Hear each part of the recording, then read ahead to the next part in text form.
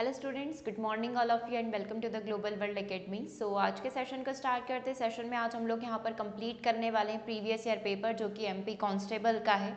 Next shift हम लोग यहाँ पर कंप्लीट करने वाले हैं 3 फेब का फर्स्ट शिफ्ट हम लोग यहाँ पर कंप्लीट करेंगे। इससे पहले 4 शिफ्ट हम लोग यहाँ पर कंप्लीट कर चुके, 1 फरवरी और 2 फरवरी की। ठीक है, इसके अलावा आपके दिन में 2 बजे ऐप पर लाइव क्लासेस चल रही है साइंस की, तो आप उसे यहाँ पर ज्वाइन कर सकते हैं। उसके लिए आपको कुछ नहीं करना है, सबसे पहले तो आपको ऐप डाउनलोड कर लेना है। ऐप का लिंक वीडियो के डिस्क्रिप्शन बॉक्स के अंदर रखा हुआ है या फिर डायरेक्टली आप प्ले स्टोर पर जाकर ग्लोबल वर्ल्ड एकेडमी सर्च कर सकते हैं।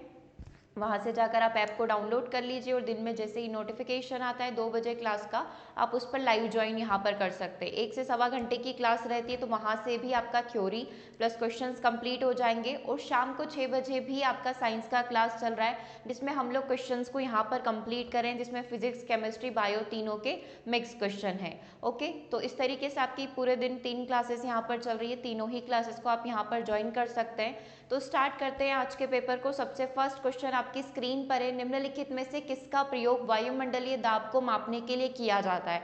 तो ऐसे कई सारे मीटर्स होते हैं जिनके थ्रू हम लोग जो अलग अलग चीज़ों को मेजर कर सकते हैं। अभी आपसे एटमॉस्फेरिक प्रेशर के बारे में पूछा गया है। एनीमोमीटर हो सकता है, बैरोमीटर हो सकता है, अमीटर हो सकता है या फिर थर्मोमीटर हो सकता है। तो वायुमंडलीय दाब को मापने के लिए किसका प्रयोग किया जाएगा? क्या आंसर यहाँ पर करेक्ट होना चाहिए? Barometer is correct answer.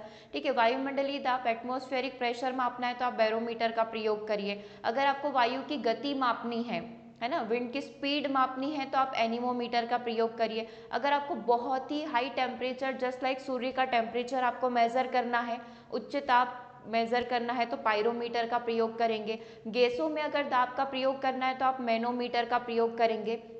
द्रव का आपेक्षिक घनत्व आपको मापना है तो आप हाइड्रोमीटर का प्रयोग करेंगे। और वायुमंडलीय आर्द्रता को मापना है कि वायुमंडल में कितनी नमी है, कितना मॉइस्चर है, तो इसके लिए हाइग्रोमीटर का प्रयोग यहाँ पर किया जाता है। तो दोनों नाम में थोड़ा सा डिफरेंस है। हाइड्रो दैट मीन्स द्रव, ठीक है, और हाइग्रो दैट मीन्स वायुमंडलीय आर्द्रता।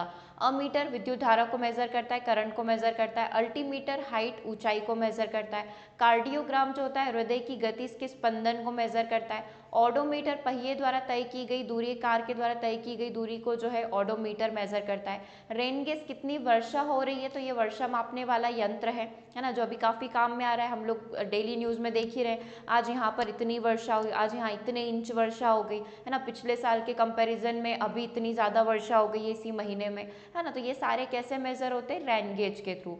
सिज्मोग्राफ वी ऑल नो, बचपन से पता है कि भूकंप की तीव्रता का पता लगाने के लिए सिज्मोग्राफ का यूज किया जाता है। और रिक्टर स्केल इसकी तीव्रता का पता लगाता है, सिज्मोग्राफ भूकंप का पता लगाता है।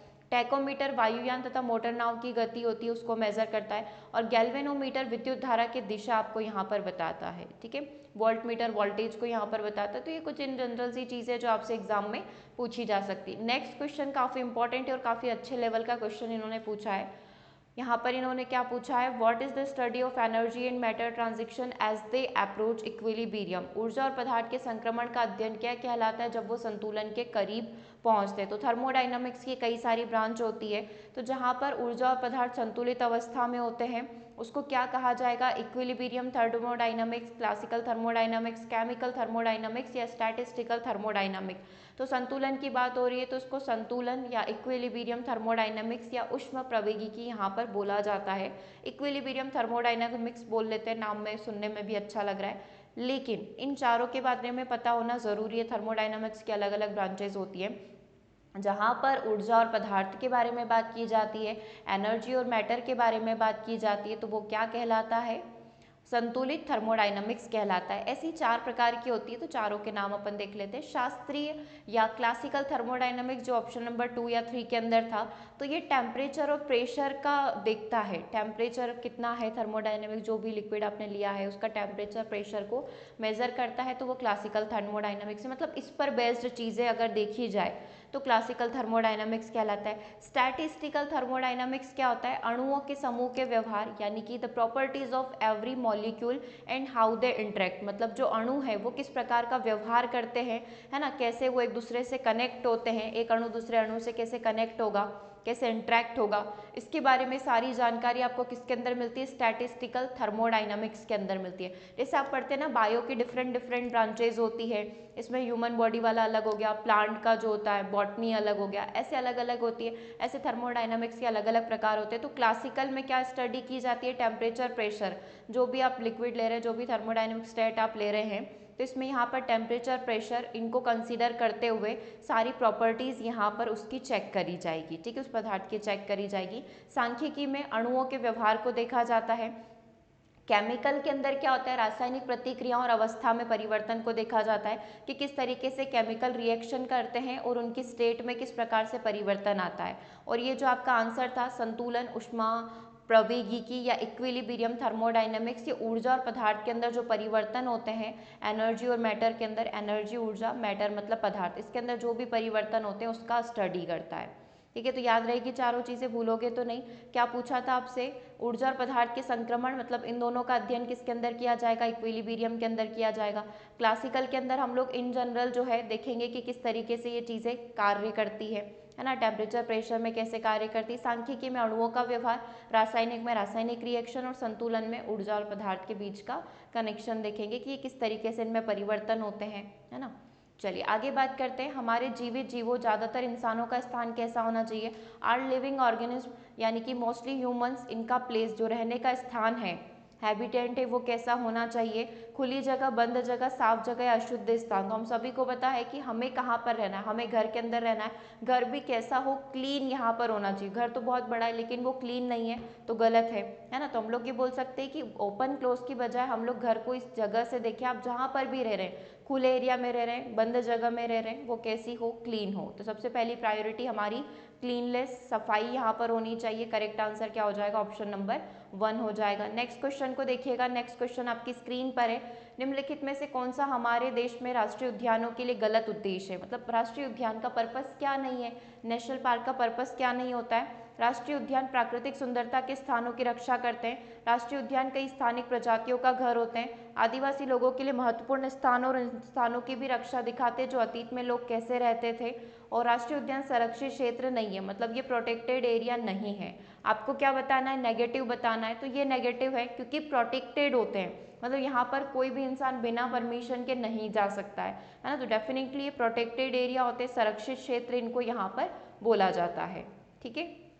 चलिए क्वेश्चन नंबर 5 की तरफ चलते हैं। क्वेश्चन नंबर 5 आपकी स्क्रीन पर है, शाकाहारी केवल क्या खाते हैं, प्रोड्यूसर्स, हर्बीवायरस, शाकभक्षी, दोनों प्लांट और मीट दोनों को खाते हैं, या ये सर्वाहारी होते हैं। तो शाकाहारी केवल उत्पाद खाते हैं, मांसाहारी केवल मांस खाते हैं, और सर्वाहारी जो प्रोड्यूसर उत्पाद को भी खाते हैं, मतलब जो शाकाहारी वाला जो भोजन है उसको भी ग्रहण करते हैं और साथ ही मांसाहारी वाला भी लेते हैं, है ना। तो शाकाहारी पूछा है, शाकाहारी के लिए ऑप्शन नंबर 1, और मांसाहारी का बोलते हैं तो शेर वगैरह जो केवल मांस लेते हैं, और सर्वाहारी जिसे मनुष्य हो गया, डॉग हो गया, तो ये सर्वाहारी कैटेगरी के अंदर कंसीडर किए जाते हैं, ठीक है। चलिए क्वेश्चन नंबर 6 आपकी स्क्रीन पर है, क्वेश्चन नंबर 6 को देखना है, body thin, soft, leaf like और ribbon like, the organism belongs to the phylum. यहाँ पर क्या पूछा गया है, कथन क्या दे रखा है, शरीर पतला, मुलायम, पत्ती जैसा या रिबन जैसा होगा, ओके। जीव प्लेटी हेलिम्थ फाइलम से संबंधित यहाँ पर हो सकता है, क्या ये बात सही है, जिसका शरीर पतला, मुलायम, पत्ती जैसा या रिबन जैसा होगा, जैसे कि हम लोग देखते हैं अर्थवॉर्म, है ना, जैसे ऐसे ही होते हैं, वो पतले धागे नुमा संरचना उनमें पाई जाती है, या फिर पत्तियों जैसी संरचना के जीव भी यदि आपने कहीं देखे हों, तो ये किस कैटेगरी से बिलोंग करते हैं, तो ये प्लेटी हेलमिंथ फाइलम से बिलोंग करते हैं, सही बात है। तो दोनों ही चीज़ें यहाँ पर करेक्ट है ना, दोनों ही चीज़ें बिल्कुल करेक्ट है। तो आंसर आपका क्या हो जाएगा, ऑप्शन नंबर डी हो जाएगा। आर और ए बोथ आर करेक्ट, और आर ए का सही स्पष्टीकरण भी यहाँ पर दे रहा है। देखना है फाइलम कैसे है, तो आप इनको इस कैटेगरी में देख सकते हैं, प्लेटी हेलमिंथ को यहाँ पर देख सकते हैं, जैसे अर्थवॉर्म यहाँ पर इस तरीके से इसकी संरचना होती है, फ्लैट वॉर्म यहाँ पर हो गया, ये पत्तियों नुमा संरचना हो गया, है ना, फ्लंक्स इसको यहाँ पर बोलते हैं, ये टैप वॉर्म यहाँ पर हो गए, ठीक है। तो ये सारे जीव ऐसे पत्तियों जैसे धागे नुमा संरचना, कीड़े जैसे, इस प्रकार की इनकी संरचना होती है, तो ये फाइलम की इस कैटेगरी से ये बिलोंग करते हैं, है ना। और कौन सा किंगडम है, अच्छा किंगडम भी तो देखो एनिमेलिया किंगडम से ये बिलोंग करते हैं, ठीक है। तो ये चीज़ भी इम्पॉर्टेंट है, ओके। चलिए स्पंज का संबंध किससे है, ये कॉर्डेटा के अंदर आते हैं, नॉन कॉर्डेटा के अंदर आते हैं, हेमिकॉर्डेटा के अंदर आते हैं, ये किस कैटेगरी के अंदर आते हैं? तो करेक्ट आंसर क्या होगा? तो ये गैर कॉर्डेटा यानी नॉन कॉर्डेटा से ये बिलोंग करते हैं, है ना। तो Porifera is a phylum of sponge that belongs to the kingdom Animalia, the animal kingdom जिसको हम लोग बोलते हैं, है ना, जैसे प्रीवियस क्वेश्चन में आपने पढ़ा। तो एक बार देख लीजिए इसका स्ट्रक्चर। साथ ही प्रीवियस सेशन जब हम लोगों ने लिया था, जब हमने हाइड्रा के बारे में देखा था कि हाइड्रा जो है रेडियल सिमेट्री यहाँ पर शो करता है। तो कुछ कमेंट्स मैंने प्रीवियस वीडियो के अंदर देखे, जिसमें एक कमेंट ये भी था कि हाइड्रा रेडियल सिमेट्री कैसे शो करेगा। तो इसके जस्ट बाद हम लोग हाइड्रा को यहाँ पर पढ़ लेंगे, तो जिनका भी वो डाउट था वो भी क्लियर हो जाएगा और आप सभी का एक रिविजन भी हो जाएगा। तो सबसे पहले क्वेश्चन के अकॉर्डिंग गैर कॉर्डेट या नॉन कॉर्डेटा के बारे में देख लेते हैं। नॉन कॉर्डेटा ऐसे जानवर होते हैं जिनमें नोटोकॉर्ड नहीं पाया जाता है। नोटोकॉर्ड होता क्या है, ये भी अपने आप में एक बड़ा सवाल है। तो रोड जैसी लोचदार संरचना, जैसे हमारे शरीर में रीढ़ की हड्डी पाई जाती है ऐसी संरचना, रोड जैसी लोचदार संरचना जो शरीर को सहारा देती है। तो नॉन कॉर्डेटा ऐसे जीव होते हैं जिनके अंदर नोटोकॉर्ड यहाँ पर नहीं पाया जाता है, ठीक है। इस संघ में अंग प्रणाली स्तर के संगठन के साथ कृमि जैसी समुद्री प्रजातियों का एक छोटा समूह शामिल होता है। फाइलम पेरीफेरा, कोएलेंट्रा, है ना, कैटेनोफोरा, प्लेटीहेल्मिंथ जो अभी आपने पढ़ा, एशेलमिंथेंस, एनेलिडा, ऑर्थोपोडा, मोलास्का, एचेनोडर्मेटा, हेमिकॉर्डेटा के सदस्य सब के सब किसके अंदर आते हैं? गैर कॉर्डेट्स के अंदर आते हैं। और अभी आपसे क्वेश्चन में भी यही पूछा गया था, है ना, कि स्पंज का संबंध किससे है? तो स्पंज पॉरीफेरा के अंदर आता है और ये नॉन कॉर्डेटा कैटेगरी के अंदर होता है, जिसमें नोटोकॉर्ड यहाँ पर नहीं पाया जाता है। ये क्लियर हो गया, ये स्पंज आपका हो गया। अब एक क्वेश्चन जो मैं आपको बता रही थी कि हाइड्रा रेडियल सिमेट्री कैसे शो करता है ना, क्योंकि बाकी हमने देखे थे, जैसे मनुष्य हो गया तो बाइलिटरल सिमेट्री शो करेगा, कॉकरोच हो गया वो भी बाइलिटरल, है ना, और भी बहुत सारे मेंढक हो गए वो बाइलिटरल शो करेगा। तो ये हाइड्रा रेडियल कैसे शो कर रहा है? रेडियल का मतलब क्या होता है कि सर्कल से आप कितनी भी रेखाएं खींचे उसका हर एक भाग दूसरे भाग के इक्वल होगा, ठीक है। तो मैं ये हाइड्रा जो बना हुआ है, अभी सिर्फ हाइड्रा जो येलो स्ट्रक्चर है इस हाइड्रा जीव को देखिएगा, है ना, और ये आसपास जो बना रखा है इसकी सिमेट्री बना रखी है, ये इसका सेंटर है। मान लो ये हाइड्रा का यहाँ पर हम लोग मान सकते हैं ये इसका फेस है। इस फेस से मैं इसके 8 अलग अलग हिस्से कर दूँ तो सारा हिस्से बराबर होंगे, सारे ही हिस्से इक्वल होंगे। जैसे सर्कल में मैंने यहाँ पर लाइन खींच दी तो सारे हिस्से क्या होंगे? इक्वल होंगे। सेम एज इट इज यहाँ पर होता है हाइड्रा के अंदर कि हाइड्रा का हर एक हिस्सा यहाँ पर इक्वल रहेगा, ठीक है। तो एक डाउट किसी स्टूडेंट का था कि हाइड्रा में रेडियल सिमेट्री कैसे होती है, तो देखो वो इस तरीके से होती है। आप इसके सेंटर को पकड़िए, यहाँ पर आप 8 लाइन खींच दीजिए, बराबर टुकड़ों में विभाजित करिए, हर एक टुकड़ा यहाँ पर बराबर आपको मिलेगा, ठीक है। तो ये रेडियल सिमेट्री होती है। नेक्स्ट क्वेश्चन नंबर 8 आपकी स्क्रीन पर है। अगर आपको भी कोई डाउट रहता है किसी भी क्वेश्चन में कि और डिटेल में समझना है या फिर ये चीज़ अच्छे से समझ नहीं आ रही है, आप कमेंट कर सकते हो। और अच्छे से समझ में आ रही है तो कमेंट करके ज़रूर से बताइएगा कि हाँ पूरे तरीके से आपको समझ में आ गया है, ठीक है। चलिए आगे बात करते हैं। मोमबत्ती की लौ के किस क्षेत्र में पूर्ण दहन यहाँ पर होता है? देखो क्या पूछा गया है, मोमबत्ती की लौ के किस क्षेत्र में यहाँ पर पूर्ण दहन होगा? कंप्लीट कंबशन की बात हो रही है। Take places in which zone of candle frame, ये आंतरिक जोन होता है, मतलब एक मोमबत्ती जल रही है, ठीक है। तो उसके 3 जोन हम लोग मानते हैं, है ना, सबसे नीचे इनर जोन, सबसे ऊपर आउटर जोन, मिडिल जोन या फिर डार्क जोन, ठीक है। तो किस में हम लोग बोलते हैं पूर्ण दहन पूरे तरीके से कहाँ पर जलती है? जो सबसे ऊपर होता है। आपने भी देखा होगा ना, आपको मैंने बोला कैंडल आपने जलाई, लाइट बंद हो गई, आपने कैंडल जलाई, ठीक है, फिर लाइट आ गई तो आपको बोला कि मोमबत्ती बंद कर दो, है ना, अब जरूरत नहीं है इसकी, है ना। तो आप कैसे बंद करते हैं? तो आपने बहुत सारों को देखा होगा वो हाथ से बंद कर देते हैं। अगर वो हाथ से बंद करते तो उनका हाथ क्यों नहीं जलता है? क्योंकि वो मोमबत्ती को यहाँ से बंद करते हैं, यहाँ से, है ना, यहाँ से उसके ऊपर हाथ रखेंगे तो उनका हाथ कम जलेगा, बजाय इसके ऊपर हाथ रखने का। आपने देखा होगा कभी भी जब आपने लो के ऊपर हाथ रखा होगा तो आपका हाथ एकदम से जल जाता है। जैसे आपको बोला गया है कि आप मंदिर में गए हैं, है ना, तो आपको बोला आप आरती ले लो, ठीक है, जैसे आप धूप लगाते हो और इस तरीके से, तो आपने कभी एकदम से आपका दीपक के ऊपर हाथ लग गया तो एकदम से वहाँ पर हाथ जलने लग जाता है, एकदम से बहुत गर्म लगने लग जाता है, क्योंकि सबसे ऊपर वाला जो हिस्सा होता है वो काफ़ी गर्म होता है। और सबसे मोस्टली पूर्ण दहन कहाँ पर होता है? इसी वाले एरिया में होता है। तो सबसे पहले हम लोग डायग्राम के ऊपर ध्यान दे लेते हैं, उसके बाद इस क्वेश्चन को फिर से देखेंगे। देखो जिस जिसको भी हाईलाइट किया जा रहा है उसको देखना, अभी इसको नहीं देखना है, अभी सिर्फ इस वाले हिस्से को देखेंगे। ये वैक्स कैंडल, ये मोम है जो कि जल रहा है ना, ये इसका धागा है, ठीक है। अब ये लिस्ट होट, ये सबसे कम गर्म रहेगा। सबसे कम गर्म कौन सा रहेगा? सबसे निचला वाला हिस्सा जो जल रहा है। इसके ऊपर मॉडरेटली हॉट, दैट मीन्स कि थोड़ा ज़्यादा गर्म रहेगा, और सबसे ऊपर वाला जो हिस्सा रहता है वो सबसे ज़्यादा गर्म रहेगा। आपको कोई बोल दे आगे आकर कि चलो मोमबत्ती को बंद करो, तो मेक श्योर कि आप मोमबत्ती का सबसे नीचे वाला हिस्सा जो है इसको बंद कर रहे हैं, मतलब इसको आप ऐसे फिंगर से यूं करके बंद कर सकते हो और ये बहुत जल्दी एकदम से बंद भी हो जाएगा। ठीक है, अब यहाँ पर बात कर लेते हैं ये जोन कौन कौन से, तो यहीं से हम लोग नीचे से स्टार्ट करते हैं। ये इनर मोस्ट जोन होता है ना, अनबर्न्ड वैक्स, जो जस्ट जलना यहाँ पर स्टार्ट होगी, है ना, जो कि मोस्टली इसकी जो फ्लेम होती है वो ब्लैक होती है, जैसे यहाँ पर आप देख पा रहे हैं ये ब्लैक कलर की।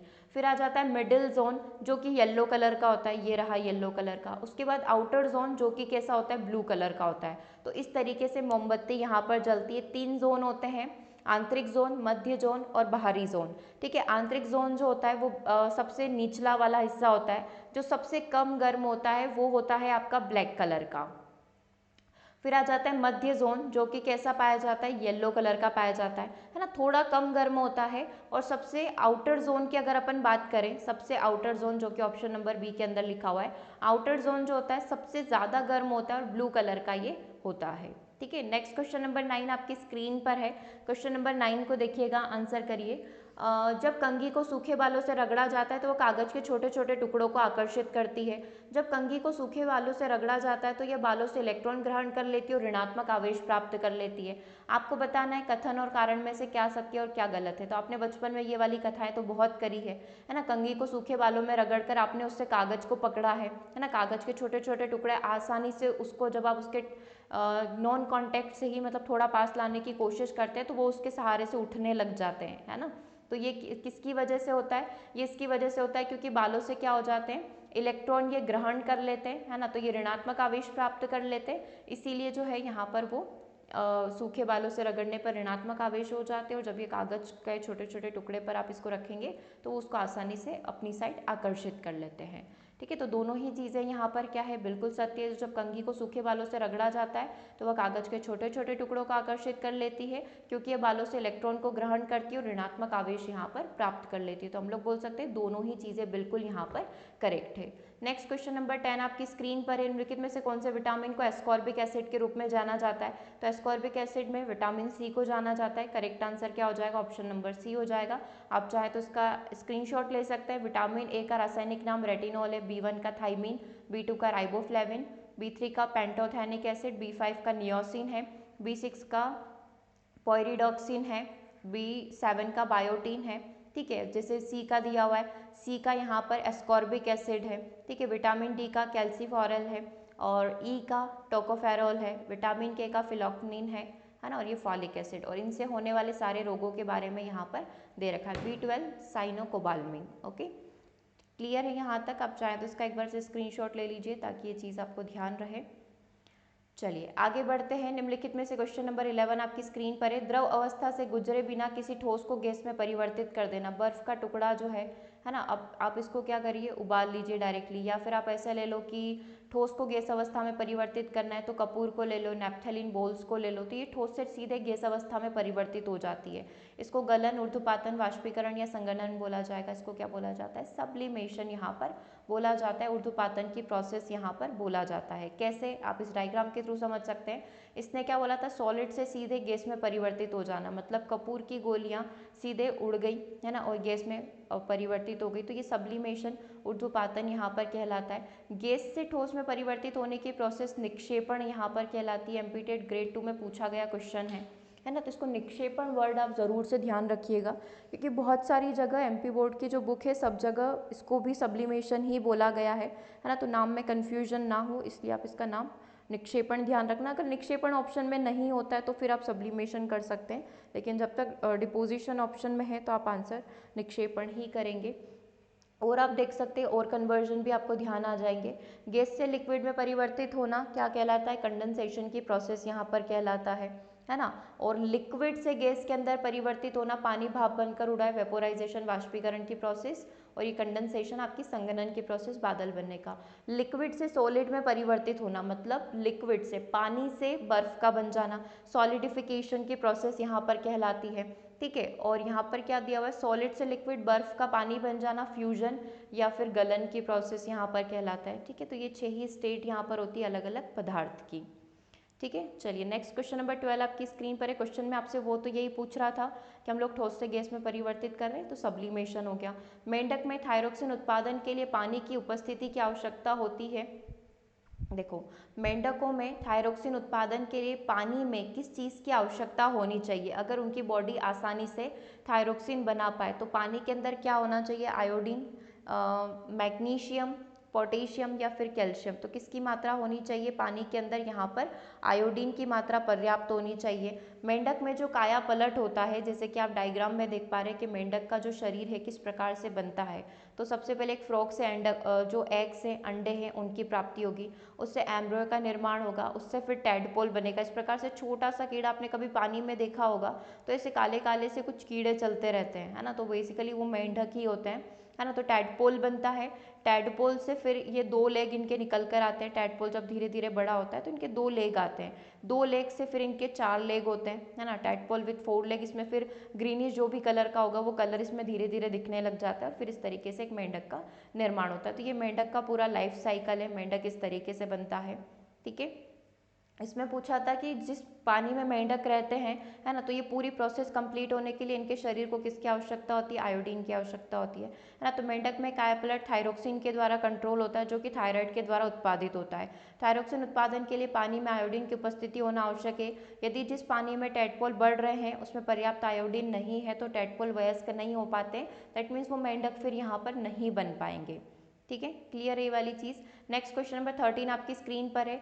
एस्बेस्टोसिस वास्तव में किस प्रकार का रोग है? मतलब ये जो बीमारी होती है ये किस में होती है? लंग्स में, डेंटल, दांतों से रिलेटेड, आई से रिलेटेड या किडनी से रिलेटेड? तो ये लंग डिजीज है, लंग में होने वाली बीमारी है। यानी कि कोई भी व्यक्ति यदि अभ्रक उत्पादन में काम कर रहा है या फिर एक ऐसा व्यक्ति जो हमेशा फाइबर तंतुओं से कनेक्टेड है, उस फैक्ट्री में काम कर रहा है, तो वो तंतु धीरे धीरे क्या होते हैं, उसके शरीर में प्रवेश कर जाते हैं और उसके लंग्स, फेफड़ों में आकर जम जाते हैं, है ना। एस्बेस्टस फाइबर्स आर इनहेल्ड, उसने क्या करा, जो जैसे जैसे वो सांस लेता जाता है तो ये जो छोटे छोटे फाइबर्स है सांस के थ्रू, श्वास के थ्रू जो है उसके लंग्स, फेफड़ों में प्रवेश कर जाते हैं, ठीक है। अब ये क्या हो रहा है, लंग टिश्यूज जो है उसके साथ जाकर ये मिक्स हो गए, धीरे धीरे ये क्या होते हैं, इनकी मात्रा यहाँ पर बढ़ती जाती है और ये एक बड़ी सी बीमारी का यहाँ पर जन्म ले लेती है, ठीक है। धीरे धीरे ये क्या होते हैं, यहाँ पर पूरे फॉर्म के रूप में यहाँ पर अरेंज हो जाते हैं। तो ये किसकी बीमारी है? ये लंग्स में होने वाली बीमारी है, जहाँ पर फाइबर्स हमारी सांस के थ्रू जो है, श्वास लेने के थ्रू हमारे लंग्स, फेफड़ों में इकट्ठे हो जाते हैं। नेक्स्ट क्वेश्चन, निम्नलिखित में से कौन एक ज्वलनशील पदार्थ नहीं है? इनफ्लेमेबल पदार्थ कौन सा नहीं है? पेट्रोल, शराब, एलपीजी और ऑक्सीजन। ऑक्सीजन तो आप डेली दिन प्रतिदिन सांस ले रहे हो, ग्रहण कर रहे हो, अगर ऐसा होता तो आपके शरीर में आग लग जाती, ठीक है। तो ऑक्सीजन ज्वलनशील नहीं है, बाकी सारे के सारे एलपीजी, अल्कोहल और पेट्रोल ज्वलनशील है। नेक्स्ट क्वेश्चन आपकी स्क्रीन पर है। विकास का सिद्धांत किसके द्वारा प्रतिपादित किया गया है? तो विकास का सिद्धांत प्रतिपादित किया गया है चार्ल्स डार्विन के द्वारा। करेक्ट आंसर क्या हो जाएगा आपका? ऑप्शन नंबर 1 हो जाएगा। ओके, तो इस तरीके से इस पेपर के 15 क्वेश्चन यहाँ पर कंप्लीट होते हैं, जो कि हमारा 5th शिफ्ट हो रहा है आज, है ना। 5वीं शिफ्ट हम लोग यहाँ पर, 5वां पेपर हम लोग यहाँ पर कंप्लीट कर रहे हैं। ओके, तो इसके बाद हम लोग मिलेंगे 2 बजे के सेशन में, वहाँ पर आप आ जाइएगा। उसके लिए आप बस ऐप को डाउनलोड कर लीजिएगा और 2 बजे जैसे ही लाइव क्लास का नोटिफिकेशन आता है आप उसको ज्वाइन कर लेना। ओके, और व्हाट्सएप ग्रुप से ज़रूर से जुड़ जाइएगा, ताकि एग्ज़ाम रिलेटेड जो भी चीज़ें अभी चल रही है ना, जो भी भर्ती प्रक्रिया यहाँ पर चल रही है, काउंसलिंग चल रही है, धरना प्रदर्शन चल रहा है, जितनी भी सारी इन्फॉर्मेशन है वो सारी व्हाट्सएप के थ्रू आपको यहाँ पर प्रोवाइड कर दी जाएगी। और इसके बाद आपका 6 बजे लाइव सेशन रहेगा अगेन साइंस का, तो उसे भी आप यहाँ पर ज्वाइन कर सकते हैं। ओके, तो सेशन को ओवर करते हैं, मिलते हैं नेक्स्ट सेशन में। Thanks for watching.